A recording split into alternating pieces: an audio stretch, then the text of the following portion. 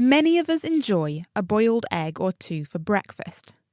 But why are hens' eggs round at one end and pointed at the other?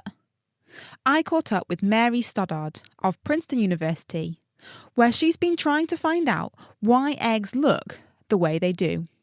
Ultimately, we wanted to know, how do birds produce this great variety of egg shapes, and why do they do it? First, we were able to make use of a fantastic data set of bird eggs, and we were able to use photographs to analyze almost 50,000 eggs representing 1,400 species. That is a lot of eggs. That's about 14% of all birds. Using these 50,000 eggs, we could create a map of the world of bird eggs. We developed a mechanical model of the processes in a bird's oviduct. And an oviduct is a stretchy tube that's the site of egg formation. And this mechanical model takes into account properties of the egg's elastic membrane as well as pressure that arises in the oviduct. And then phase 3, our last step, we mapped egg shapes onto a family tree of birds, which allowed us to explore how eggs change shape in different bird lineages. And this allowed us to test different hypotheses about egg shape.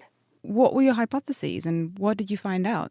One of the classic ideas is that birds that nest on cliff edges might lay pointy eggs so that if their pointy egg is bumped, it will spin in a circle instead of toppling off the edge of a cliff. So we were testing hypotheses like that. And when we put everything together, we found that birds have evolved a diverse array of egg shapes, from almost spherical in owls to elliptical in hummingbirds and pointy in sandpipers. Using our mechanistic model, we showed that it's probably the eggshell's flexible membrane and not the hard shell that's contributing to the formation of different egg shapes. So it's working from the inside out almost. That's right. Before the shell is put down, we think the egg shape is already set, and it's the membrane that's the star, not the shell. And then the last big surprise was that we discovered that egg shape is related to flight ability in birds, with good flyers tending to lay more asymmetric or more elliptical eggs. Okay, so you're a better flyer, perhaps you're more streamlined.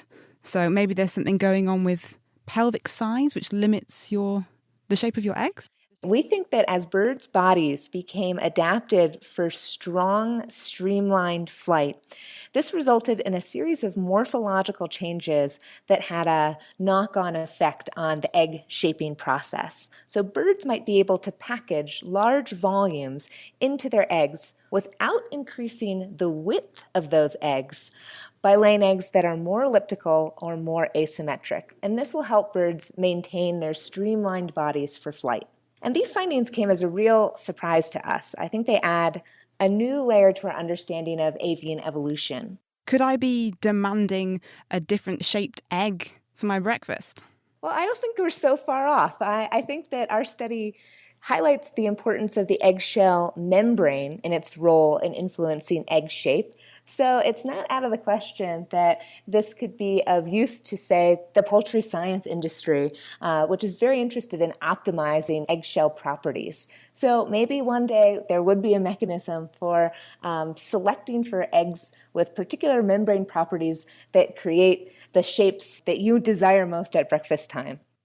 Not quite the answer to what came first, the chicken or the egg, but at least we now know a bit more about why eggs are the shapes they are. Mary's hypothesis suggests that at a global scale, there isn't a relationship between nest location, like cliffs, and egg shape. But she's not ruling out the hypothesis for some species or families of birds. That was Mary Stoddard from Princeton University, and the paper was published in Science.